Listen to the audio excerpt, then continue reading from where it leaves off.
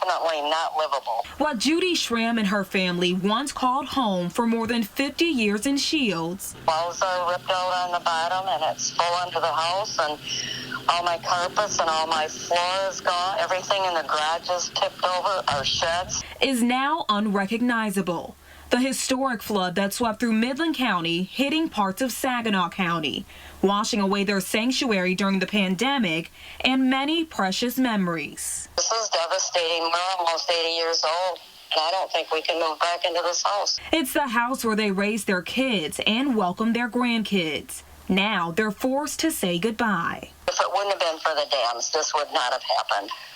I mean, we'd have got water, but not like this. In the meantime, Judy and her husband are staying with their daughter while they wait to see what's next as they turn from one disaster to another. The pandemic for us is gone. We aren't doing anything about the pandemic. We're hugging each other. We're not doing pandemic right now.